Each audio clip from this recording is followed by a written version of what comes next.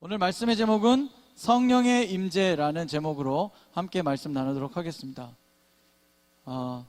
매주 설교 시작할 때쯤 제가 말씀드리는 거긴 한데, 가능하면 찬양 팀도 이제 다음 주는 이쪽으로 한 칸만, 전체적으로 이쪽에 있는 분들이 이쪽으로만 와주시면 제가 좀 이렇게 보이는 게 이쪽을 이렇게 좀 보고 할 수 있을 것 같아요.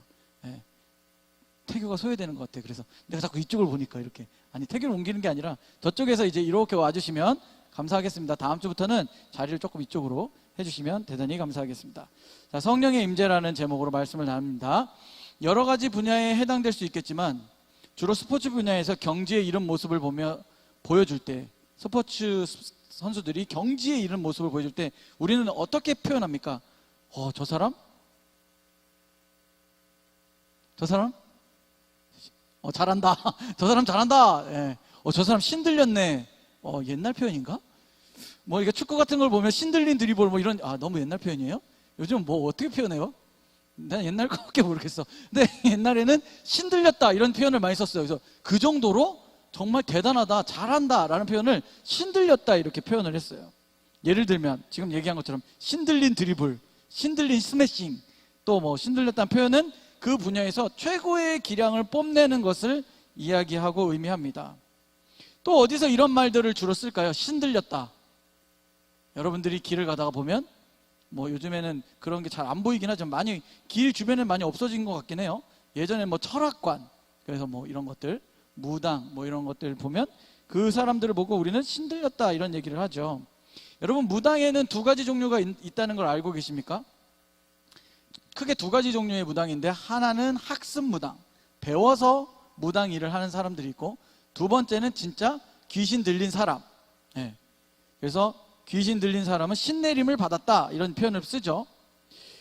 그들은 정말 그렇게 배워서 또는 신들려서, 귀신 들려서 사람들에게 무언가를 알려주고 그것을 통해서 삶을 사는, 그런 삶을 살고 본인의 삶은 전혀 어떻게 되는지 모른 채 살아가는 참 희한한 사람들이 많이 있습니다. 이런 의미와는 다르지만 우리가 하나님의 사랑을 깨닫고 예수 그리스도의 오심, 예수 그리스도가 이 땅 가운데 오심과 또 죽으셨고 부활하심, 그리고 다시 오심을 믿는 것을 고백할 때 우리에게 하나님께서 우리에게 무엇을 주냐면 성령을 주신다는 것입니다. 무엇을 주신다고요? 성령을 주신다는 것입니다. 이것은 우리가 어떠한 대단한 능력, 초능력, 초인 이렇게 되는 것을 이야기하는 것이 아니라, 하나님께서 우리를 사랑하셔서, 하나님께서 우리를 귀히 여기셔서 우리로 하여금 하나님의 뜻을 알고 그 뜻에 따라 순종하며 살아갈 수 있도록 우리를 돕는 영을 우리에게 보내주신다는 것입니다.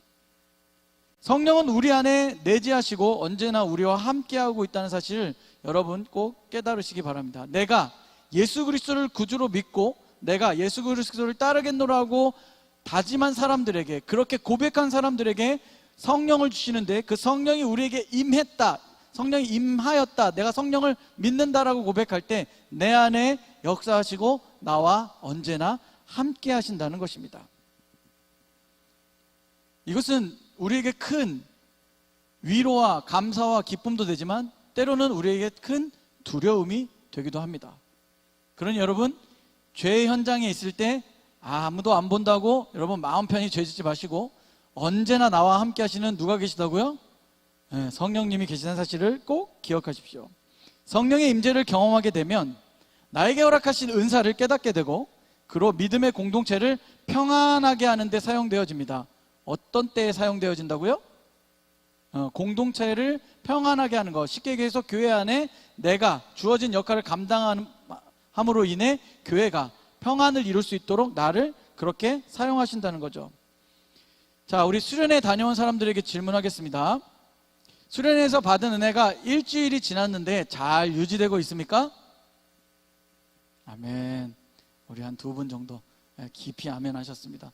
자, 우리 규. 유지되고 있어요? Keep going 하고 있어요?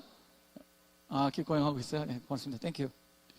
Keep going 하고 있습니까? 아니면 더욱 여러분 믿음 안에 성장하고 있습니까? 정말 내가 수련회를 다녀오고 나서 또는 여러분들이 예배함으로 내가 한 주를 이렇게 살아가겠노라고 다짐하고 결심하고 노력하면서 살아가고 있습니까? 아니면 이미 사라져 버렸습니까? 수련회 가지 못한 분들은 정말 아쉬웠지만 다음에 꼭 함께 가서 그 큰 은혜의 현장에 여러분들도 함께 자리하셨으면 좋겠습니다. 오늘 말씀을 이해하기 위해서는 유월절과 오순절을 여러분들이 좀 이해하시는 게 필요할 것 같아요. 유월절은 유대의 3대 절기 중에 하나로 넘어간다 해서 패스오버라고 합니다. 그래서 우리가 출애굽 때에 맨 마지막에 처음 난 것들을, 모든 것들을 다 하나님이 치실 때 문설주에 양의 피를 바른 그곳에는 죽음을 면했던 그것을 유월절 해서 그 일을 통해서 출애굽을 할 수 있었기 때문에 이 유월절을 기억하며 이 오순절을 연결지어서 볼 수 있는데요.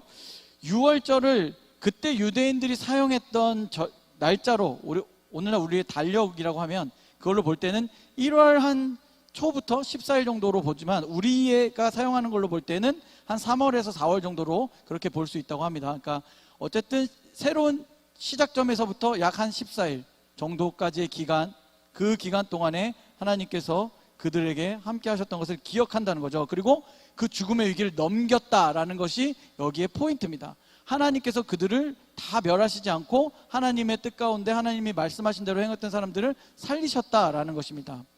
유월절 축제 때에 보리단을 마치고 난 50일이 되는 이 축제가 시작되었는데, 이날 처음 익은 열매의 봉헌이 시작되었고, 이것이 방금 이야기한 것처럼 구약과 신약을 이렇게 넘어오면서 출애굽한 백성이 새롭게 50일이 걸려서 시내 광야에 도착한 그 3월 50일 걸려서 새롭게 출애굽해서 나온 때가 바로 오순절이라는, 50일이 걸렸다고 해서 오순절이라고 이야기합니다.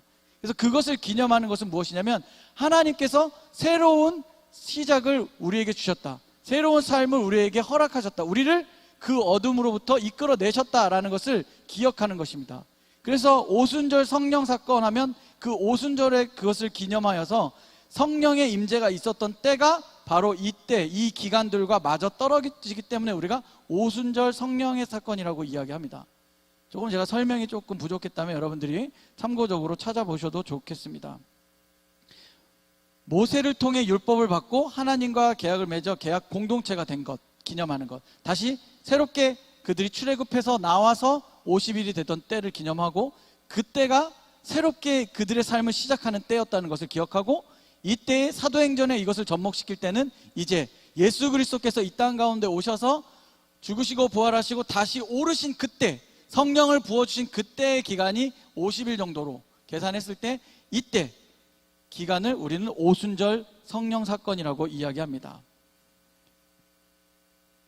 누가는 오순절 성령의 임재를 우연한 것으로 여기지 않고 예수 그리스도의 구속 사역의 일정으로 죽음의 과정과 부활, 그리고 하늘로 오르심과 약속하신 성령을 보내주시는 그 모든 것이 50일로 채워져 간다, 이것이 50일 안에 채워져 갔다라는 표현으로 2장 1절에 이미 이르매라는 표현으로 시작한 것입니다.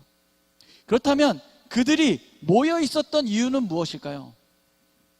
제가 지난번에 말씀을 전할 때 몇 명이 모여 있었다고 했죠? 다락방에 몇 명? 120명. 은준이가 대답을 이렇게 해주니까 고맙습니다. 네.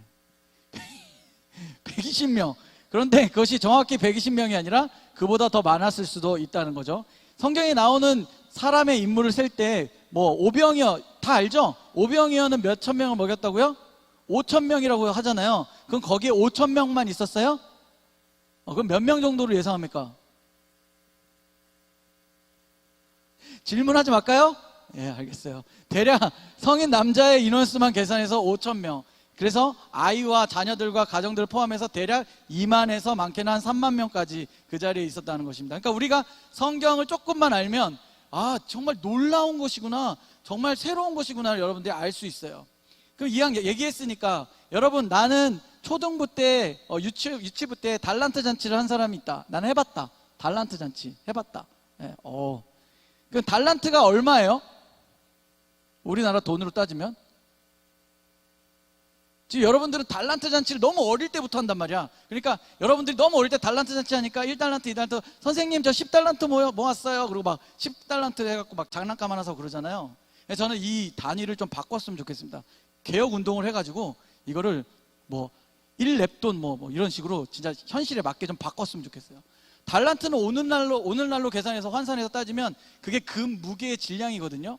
약 한 적게 잡아도 3억에서 5억입니다. 그러니까 1달란트는 대략 한 3억에서 5억이에요. 그러니까 애들이 선생님 저 10달란트면 그러면 한 30억을 그냥 막 장난감 요만한 거 사는 데 쓰는 거야. 재밌죠? 좀 바꿔야 되는 그런 상황들이라고 저는 생각하지만 어쨌든 그들이 120명 이상의 사람들이 분명히 그 주변에 한 곳에 모여 있었다는 거죠. 그들이 모여 있었다는 것은 바로 예수님께서 너희들이 예루살렘을 떠나지 말고 함께 기다리고 모여 있으라 말씀하셨습니다. 그래서 그 예수님의 말씀을 들은 그들이 함께 모여서 함께 기다리고 함께 믿음으로 한 마음으로 그 자리에 있었다는 것을 의미합니다. 1절은 시기와 사람들이 모여있음에 대한 것을 1절에 나타냈다면 2절부터 4절은 성령의 임재하심으로 인해 일어난 일에 대해서 기록하고 있습니다. 오늘 말씀 2절에서부터 4절까지의 말씀 함께 큰 목소리로 읽도록 하겠습니다. 호련히 하늘로부터 급하고 강한 바람 같은 소리가 있어 그들이 앉은 온 집에 가득하며 마치 불의 혀처럼 갈라지는 것들이 그들에게 보여 각 사람 위에 하나씩 임하여 있더니 그들이 다 성령의 충만함을 받고 성령이 말하게 하심을 따라 다른 언어들로 말하기를 시작하니라. 성경책 펴놓으세요. 핸드폰 어플 괜찮으니까 성경 펴놓으세요. 지금 제가 이 본문을 구분해서 안 줘가지고 2절부터 4절까지 찾으셨어요? 다시 한 목소리로 여러분들 시작. 호련히 하늘로부터 급하고 강한 바람 같은 소리가 있어 앉은 온 집에 가득하며 마치 불의 혀처럼 갈라지는 것들이 그들에게 보여 각 사람 위에 하나씩 임하여 있더니 그들이 다 성령의 충만함을 받고 성령이 말하게 하심을 따라 다른 언어들로 말하기를 시작하니라. 아멘. 여러분 2절부터 4절까지는 성령의 임재, 성령께서 임하시는 것을 약간 형상화해서 표현한 말씀의 구절입니다. 모여있는 공간을 가득 채웠다라는 것은 그들이 한 마음 한 뜻으로 모여서 간구하는 그 마음 가운데 성령이 그곳을 임재함으로 인해 가득 채웠다라는 표현입니다. 그것은 그 공간만을 가득 채울 수 있음을 의미하는 것이 아니라 우리가 믿음으로 함께 모인 또는 우리가 살아가는 이 지구와 또는 우리가 살아가고 있지만 잘 볼 수 없는 온 우주 만물을 성령의 임재 가운데 채울 수 있음을 나타내는 겁니다. 다시 얘기해서 성령의 임재는 어느 한 공간만을 채울 정도의 능력이 아니라 우리가 살아가는 모든 곳 그리고 모든 우주 만물을 다 덮을 수 있다는 것을 가득 채웠다는 표현으로 사용하고 있다는 것이죠. 각각에게 임하는 것을 불의 혀처럼 갈라져 임하심을 형상화했습니다. 그런데 여러분 예수님께서 세례를 받으실 때 성령이 무엇처럼 임했나요? 또 나오는 말씀이 있죠. 비둘기와 같이 임했다. 또는 우리가 성령의 임재를 무엇에 표현하냐면 비가 내리는 것에 표현하는 경우들이 많이 있습니다. 무언가 하늘로부터 내려옴, 그래서 하늘로부터 내려와서 나에게 임하는 것, 그것이 성령께서 우리에게 오시는 과정을 이 말씀을 통해서 형상화하고 있는 것입니다. 그리고 그 성령이 임하시면 일어나는 것 중에 바로 오늘은 방언에 대해서 주로 다루고 있습니다. 성령이 임하면 방언과 예언, 다시 말해 하나님의 일을 말하게 되는 것임을 우리는 알 수 있다는 것입니다. 자, 여러분 중에 나는 방언을 할 수 있다 또는 해본 경험이 있다, 이렇게 손 들어보세요. 역시 도현이 순복음 출신 좋았어. 또 없어요? 한 번도 방언을 해본 적이 없어요? 자, 방언의 은사가 있다. 자, 나는 방언을 할 수 있다라는 사람들이 있을 거예요. 그럼 물어볼게요. 근데 도현이한테만 물어보기도 그렇다. 방언을 여러분 어떻게 받으셨습니까? 대답할 사람 없어요? 나는 방언을 할 줄 아는데 방언 어떻게 받았습니까? 여러분, 정말 옛날에, 정말 옛날이에요. 이미 또 나는 옛날 얘기밖에 안 하니까. 근데 많은, 제가 청년 때쯤 됐을 때까지도 많은 부흥사들이 한국교회를 순회하면서 부흥 집회를 참 많이 했습니다. 그래서 교회마다 때가 되면 2박 3일, 3박 4일 저녁 때마다 모여서 막 부흥 집회를 열심히 했던 때가 있었어요. 근데 꼭 부흥사들이 꼭 중간에 한 2, 3일쯤 되면 꼭 이 방언의 은사를 가지고 이렇게 많이 이야기를 하고 많이 합니다. 그런데 이렇게 다 알죠? 다 이렇게 얘기하는 거예요. 자, 저를 따라서 합니다. 방언의 은사를 받기 원하시는 분들은 저를 따라서 크게 저처럼 하는 겁니다. 아시겠습니까? 그러면 성도들이 다 어떻게 해요? 아멘! 대답하죠. 그래서 갑자기 이 부흥사가 주로 거의 대부분 랄랄랄라를 시킵니다. 왜 그렇게 랄랄랄라를 시켰는지 모르겠는데 랄랄랄라를 시켜요. 그러니까 여러분 랄랄랄라 계속 해봐요. 어떻게 되는 줄 알아? 랄랄랄라가 계속하면 입술이, 그러니까 혀가 좀 꼬여요. 랄랄랄라 하다가 랄랄랄라 이렇게 되면 방언 받았다고 이야기하는 거예요. 그런 일이 허다했습니다. 그리고 우리도 그게 방언을 받은 줄 알았어요. 근데 성경의 말씀을 통해서 깨닫는 것은 성령이 임하시면 그 성령의 임재 가운데 일어나는 것이 바로 이 방언이라는 것입니다. 그러니까 성령의 임재를 우리가 랄랄랄라 한다고 해서 임해지는 게 아니라는 거예요. 참 연약했던 시절, 부족했던 시절, 사람들이 정말 그래도 신앙을 부여잡고 열심히 살았던 그 시절에 그러한 일들이 참 많았는데, 우리가 성령의 임재를 경험하는 순간에는 정말 내가 어찌할 수 없는 하나님의 강권적인 임하심 가운데 나의 죄를 고백하고 하나님이 주신 은사가 나에게 주어진다는 것이죠. 앞서 이야기한 것처럼 그 은사는 나를 돋보이는데, 뭔가 나를 다른 사람들에게 뛰어난 존재로 보여지는데 사용되는 것이 아니라 나를 통하여서 하나님이 공동체 안에 평안을 이루도록 나를 사용하시기 위해서 나에게 주시는 것이 바로 은사입니다. 그러니 오늘 말씀 가운데 이 성령의 임재 가운데 일어난 이 방언은 누군가가 앞에 나와서 나를 따라서 하면 방언할 수 있습니다 라고 해서 받은 것이 아니라 성령의 임재를 통해서 일어나는 하나님의 일, 하나님의 일하심 가운데 하나인 것을 우리가 깨달아야 된다는 것입니다. 우리는 우리의 힘으로 어떠한 죄도 해결할 수 없습니다. 우리가 노력해서 다른 종교가 말하는 것처럼 경지에 이를 수 있는 방법은 없습니다. 우리는 하나님이 지으신 피조물입니다. 하나님이 지으신 피조물이기 때문에 우리가 얼만큼 노력한다고 해서 하나님과 같이 될 수 있는 것이 하나도 없습니다. 그 사실을 여러분 잊지 마십시오. 기도를 하루에 3시간, 4시간 한다고 해서 나에게 주어지는 엄청난 능력이 있는 것이 아니라 그만큼 간절히 간구하고 기도하기 때문에 하나님이 들어주시는 겁니다. 하나님이 일하시는 거예요. 우리가 착각하지 말아야 될 것은 내가 무언가 열심히 해서 막 하면 마치 도인이 되고 경지에 이르러서 누군가를 위해서 내가 기도하면 다 돼 라는 것은, 그것은 정말 큰 교만입니다. 모든 일을 하시는 분은 하나님 한 분밖에 안 계심을 꼭 기억하십시오. 그분이 우리를 사용하시는 것 뿐입니다. 여러분, 이것을 조금 더 이해하기 쉽게 여러분에게 말씀드려보면 이렇게 표현할 수 있겠습니다. 여러분 혹시 강아지 뭐라고 표현해요? 애완견? 요즘 그런 표현들, 반려견, 그래요. 요즘에 또 반려견이라고 많이 표현하죠. 반려견을 키우는 우리 청년들도 있을 줄 알아요. 반려견도 있고 뭐 동물들이 있을 거예요. 그런데 내가 이 동물을 너무 사랑해서, 저는 강아지라고 표현할게요. 강아지를 너무 사랑해서 내 자식같이 여겼어. 그래서 얘한테 데리고 온 날부터 얘한테 말을 시켜, 계속. 여러분 대부분 말 시키죠. 말을 계속 시켜서 야, 내가 너한테 한글을 가르쳐 줄 거야. 앉아봐. 그래서 강아지한테 기역, 니은, 디귿, 리을을 가르쳐 주면서 야, 내가 너 맘먹고 5년만 가르칠 테니까 5년 뒤에 나랑 대화하자. 걔한테 5년 동안 기역, 니은, 디귿, 리을을 가르쳤어요. 그러면 행여 걔가 야, 뭐 이렇게 할 수도 있겠지. 그런데 여러분, 기역, 니은을 할 수 있다고 해서 내가 강아지하고 대화할 수 있습니까? 그런 강아지 있으면 제보해 주세요. 네. 나도 한번 해보게. 네. 내가 수천만 원을 들이더라도 내가 그 강아지 내가 교육시켜서 내가 유튜브, 요즘 또 그런 표현 안 쓰죠. 뭐라 그래요 요즘은. 하여튼 스타가 되고 싶은 그런 마음이 있습니다. 유튜브 스타가 될래요 내가 차라리 그 강아지하고 영상을 찍어서.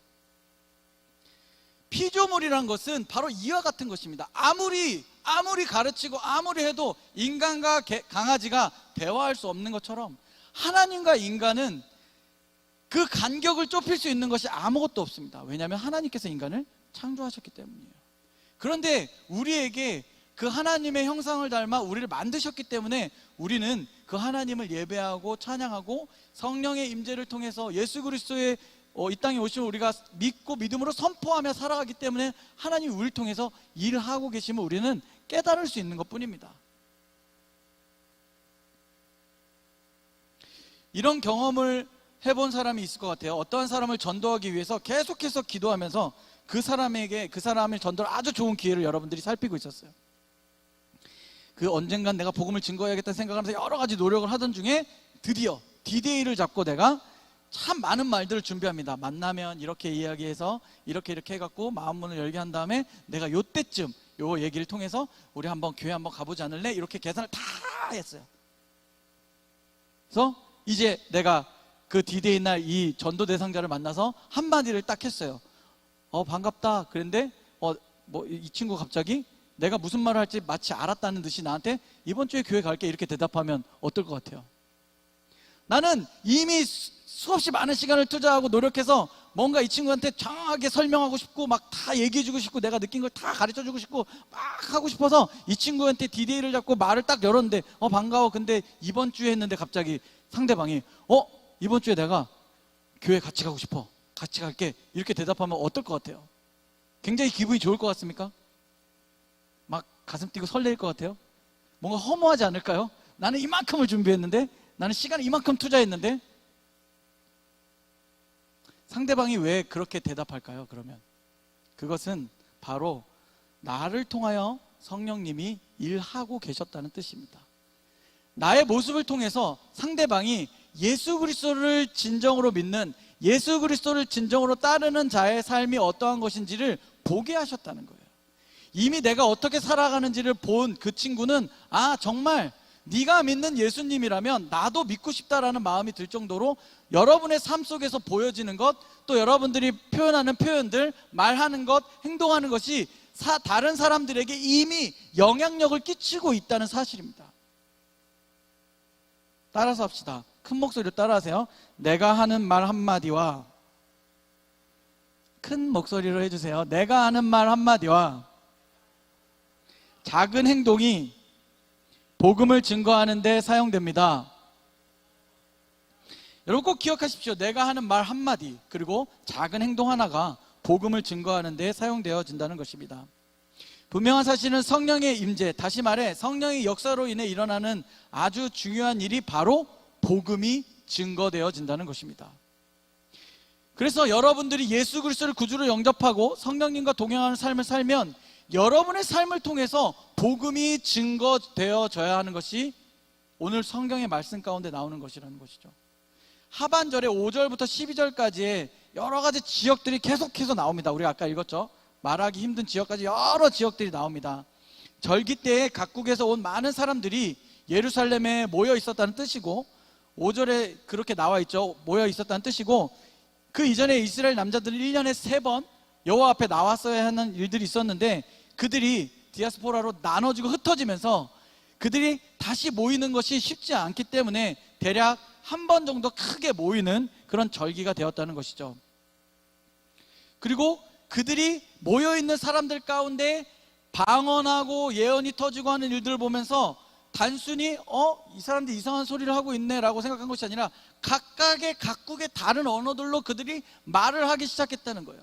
한 자리에 모여 있는데 각각의 다른 언어들로 막 이야기하는 모든 내용이 무엇이었냐면 바로 복음을 선포하는 것이었습니다. 그들의 입을 통해서 복음이 선포되어지고 있었다는 뜻입니다. 보다 깊이 들어가서 생각해 보면 우리가 깨달을 수 있는 것이 무엇이냐면 이때로부터 열방 가운데 복음이 증거되어질 것을 이미 여기에 모여있는 사람들의 각국의 언어를 통해서 선포되어졌다는 것입니다.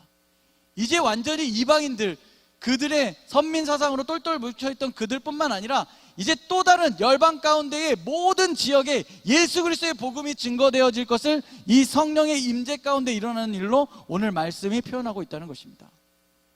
특별히 저는 그래서 우리 청년들 가운데 한국어 그리고 영어 또는 일본어 등등 다양한 언어를 할 수 있는 사람들이 할 일이 더 있다고 봅니다. 저는 애석하게도 한국말밖에 할 줄 모릅니다. 물론 조금씩 뭐 다 영어도 조금은 하지만, 아주 조금, 내가 필요한 정도만 하지만, 우리가 무언가 다른 언어를 익히게 하셨다는 것은 그 언어를 통해서 하나님이 또 다른 복음을 증거하기 위해서 나를 준비시키신다는 뜻이에요. 그러니 내가 뭔가 언어를 능통한 사람들이 있다면 열심히 공부하고 배워서 우리에게 임하신 성령을 통해서, 여러분들의 삶을 통해서, 그 말을 통해서 복음을 증거하는데 여러분들이 사용되어진다는 사실을 꼭 기억하시기 바랍니다. 그들이 알고 있었던 지역, 지명을 이야기한 거예요. 그러니까 오늘날로 따지면 우리가 그냥 전 세계 지도를 딱 펼쳐놓고 여기 우리가 하나씩 다 이야기할 수 있는 것처럼, 근데 그 당시에는 그런 것들이 없으니까 자신들이 알고 있는 지역의 사람들, 거기 알고 있는 지역의 이름을 다 이야기한 거예요. 다시 말해서 전 세계 가운데, 열방 가운데 그리스도의 복음이 선포되어지기 시작했다는 것입니다. 오늘 말씀의 13절 한번 우리 같이 읽겠습니다. 마지막 절 시작. 또 어떤 이들은 조롱하여 이르되 그들이 세술에 취하였다 하더라. 아멘. 결국 유대인들이 모여있는 사람들이, 유대인들과 모여있는 사람들이 하는 것, 그들이 모여서 마치 막 이렇게 웅얼웅얼거리고 막 하는 그런 행동들이 술에 취해서 술주정이나 하는 것처럼 아주 저질스럽게 그들이 깎아내렸다는 거예요. 그러니까 예수 그리스도의 성령의 임재를 깎아내렸다는 것이죠. 성령의 임재가 강력한 예배를 혹시 드려보셨습니까? 예배 가운데, 찬양 가운데 성령의 임재가 임하면, 찬양 가운데 성령의 임재가 임하면 내가 원래 짜여져 있던, 그러니까 쉽게 얘기해서 여기를 몇 번 하거나 여기를 몇 번 해서 이렇게 돌아갈 것이라고 시간 안에 우리가 대부분 찬양팀들이 결정해 놓는데요, 그러한 순서나 뭔가 내가 이렇게 같이 함께 맞춰놨던 모든 것이 그 순간 다 내 뜻대로 이루어지지 않게 됨을 느낍니다. 성령님께서 이 찬양 가운데 계속해서 이 찬양을 반복하게 하시는 이유가 아주 분명해지고, 그럴 때에 인도하는 자뿐만 아니라 함께 예배하는 모든 자들이 성령의 임재와 그 자리 가운데 성령의 역사하심을 같이 경험하게 되는 일들이 일어납니다. 이것은 정말 나의 뜻이나 정해진 패턴이 아닌 성령의 인도하심 따라서 계속해서 고백하게 만드는 것을 경험하게 된다는 것이죠. 그럴 때의 모습이 마치 술에 취한 사람처럼 비틀거리기도 하고 제대로 서 있지도 못하게 하고 무릎을 꿇거나 엎어지거나 하는 일들이 우리 안에 일어납니다. 그것이 바로 성령께서 일하실 때에 우리가 하는 행동 중에 하나인데, 다른 그 예수 그리스도의 복음을 믿지 않는 유대인들이 그들의 성령의 일하심을 깎아내리려고 하는 말이, 니네들 마치 술에 취한 것 같잖아, 니네 술 취해서 그런 거 아니야? 라고 이야기하는 것이 바로 13절이었다는 것이죠.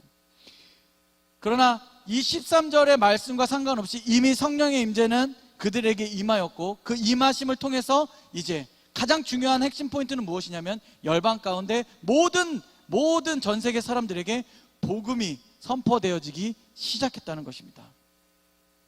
말씀을 정리하겠습니다. 우리에게 성령의 임재를 허락하신 이유는 바로 복음을 증거하라는 뜻입니다. 각 나라 언어로 복음을 증거하라는 것입니다. 아니, 다른 나라의 말을 하지 못할지라도 삶 속에서 여러분들이 복음을 전하기 위해서 노력하며 살아가야 한다는 것입니다. 성령의 임재가 가장 많은 곳이 어딘지 아십니까, 여러분? 바로 우리가 늘 이야기하는 오지 선교지입니다. 병원도 없고 갈 곳도 없고 할 수 있는 일도 없고 아픈 사람이 많고 연약한 사람들이 많은 그곳에 유독 성령의 역사심이 가장 강력하게 일어나는 이유는 바로 하나님께서 살아계심이 그 땅 가운데 선포되어져야 되기 때문입니다. 그들이 죽을 수밖에 없는 영혼들이지만 겉으로 드러난 질병을 고침으로 인해 하나님이 살아계심을 그들에게 알게 하심으로 선교지에 이런 일들이 굉장히 많이 일어나는 것이죠. 우리는 이해할 수 없지만 우리가 생각하는 것에 몇십 배 또 몇백 배 더 간절하게 준비하기 때문이 아닌가, 저는 그렇게 생각합니다.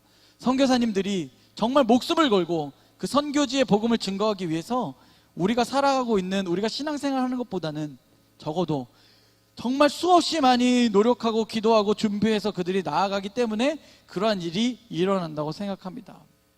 그렇다면 오늘 우리 역시 우리가 살아가는 상황 속에서 선교사와 같은 정도의 마음은 아닐지라도 여러분이 할 수 있는 곳, 가정과 학교와 직장과 취업 준비하는 곳, 학원 또는 군 생활하고 있는 그 군대까지 다양한 곳에서 우리가 해야 되는 일은 바로 복음을 증거하는 것입니다. 잘 만들어진 말로 여러분들이 복음을 증거하시는 것이 아니라 진실된 나의 모습으로 그 예수 그리스도의 사랑을 전하고 나눌 때에 그 일이 일어난다는 것을 잊지 마시기 바랍니다. 우리 청년한 신이 또 이 자리에 함께 예배하는 모든 성도들의 삶 가운데 그렇게 성령의 임재를 갈망하며 삶으로 복음을 증거하며 살아가기로 다짐하는 저와 여러분이 되기를 예수 그리스도의 이름으로 축원합니다. 아멘. 우리 함께 찬양하고 또 결단하며 기도하며 나아갑시다.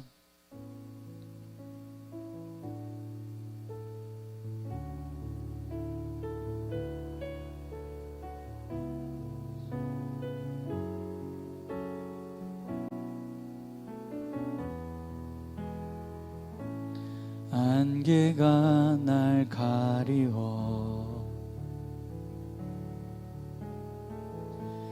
내 믿음 흔들리려 할 때 나 주님께 나아가네. 주님은 산 같아서 여전히 그 자리에 계셔 눈을 들면 보이리라 날 위한 그 사랑. 주는 나의 도움이시며 주의 계획 영원하시네. 주의 위엄 앞에 믿음으로 순종해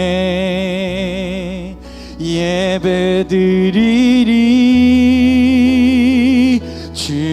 주님께서 날 이끄시며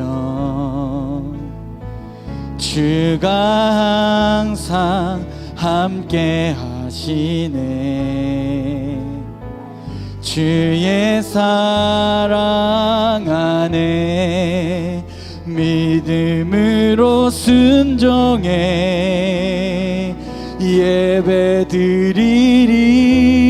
예배드리리 영원히. 우리 함께 고백할까요? 안개가 날 가리워 안개가 날 가리워 내 믿음은 들리려 할 때 나 주님께 나아가네. 주님은 산 같아서 여전히 그 자리에 계셔 눈을 들면 보이리라 날 위한 그 사랑. 주는 나의 도움이시며 주의 계획 영원하시네. 주의 위엄 앞에 믿음으로 순종해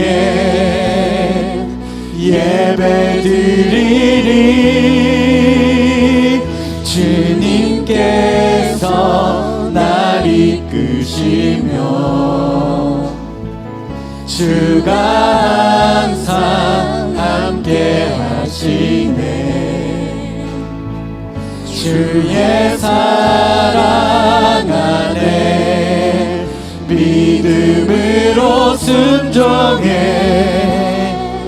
예배드리리. 주는 나의